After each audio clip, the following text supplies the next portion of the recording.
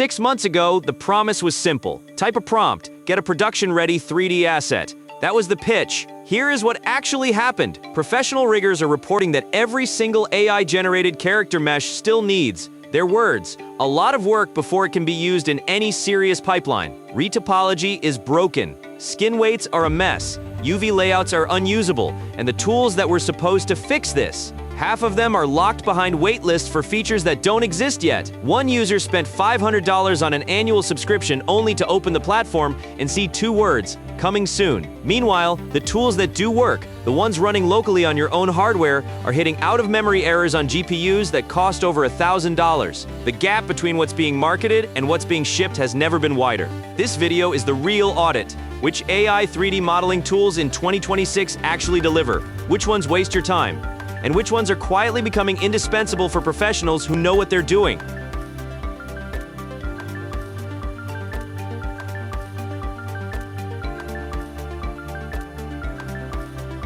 This is MonsterPixel Labs. We cover the actual state of AI in 3D production, not the marketing version, not the hype cycle. The ground truth, drawn from what practitioners are saying, building, and breaking right now. If that is the kind of signal you want, subscribe. We make these specifically for people doing the work. Every tool discussed today was evaluated against real production feedback from VFX artists, indie developers, riggers, and pipeline TDs who are using these systems under deadline pressure. No sponsorship influenced this list. No affiliate deal shaped the order. Start with the commercial generative AI 3D space. Tools like Rodin Gen 2, Tripo 3D, and SayMotion. The consensus is clear. These platforms are converging on a useful sweet spot for ideation and rough blockouts. Indie game developers in particular are calling AI motion capture a genuine unlock, giving solo creators access to animation quality that previously required a full capture stage.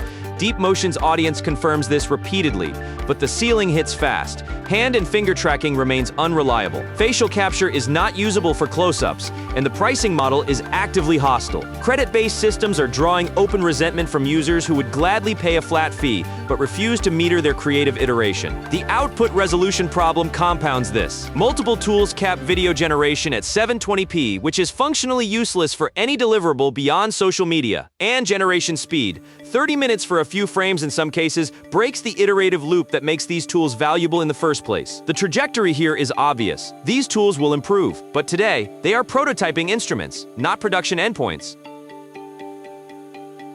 One user spent $500 on an annual subscription only to open the platform and see 2 words, coming soon.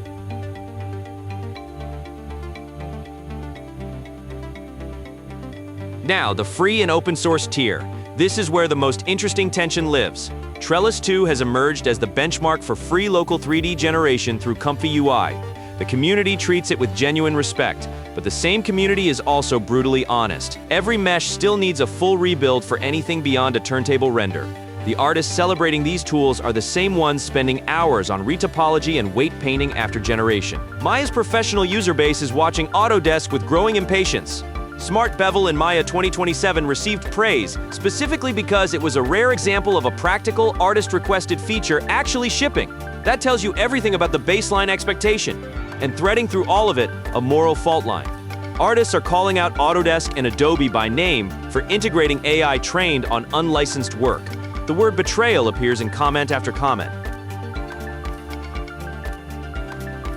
ComfyUI itself deserves separate consideration. It is quietly becoming the blender of AI orchestration. Users are building entire VFX pipelines locally, replacing paid cloud tools for upscaling, in-painting, and compositing. SeedVR2 has achieved near consensus status as the best upscaling model available. Flux Kontext is being called a genuine breakthrough for character consistency from a single reference photo. But the barriers are real. VRAM requirements lock out anyone below a 407D Ti for serious work. Node compatibility breaks with every update, and almost no tutorial creator discloses hardware requirements up front, wasting hours for users who discover their system cannot handle the workflow after they have built it.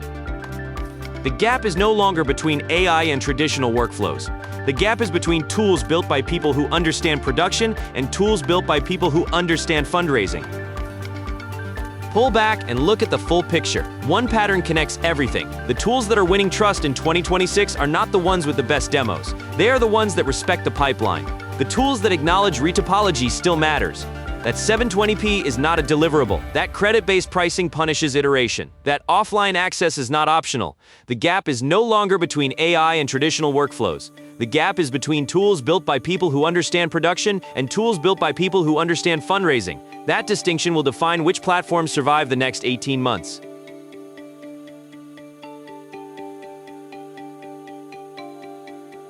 Here's what I want to know from you. What is the single biggest pipeline bottleneck that AI tools have not solved for your actual production work? Not your experiments, your deliverables. Put it in the comments. If this kind of analysis is worth your time, the like helps us know to keep making it. Subscribe if you want the next one. We are breaking down the real cost per asset math on the 5 most used AI 3D platforms with numbers no one is publishing. That drops next week.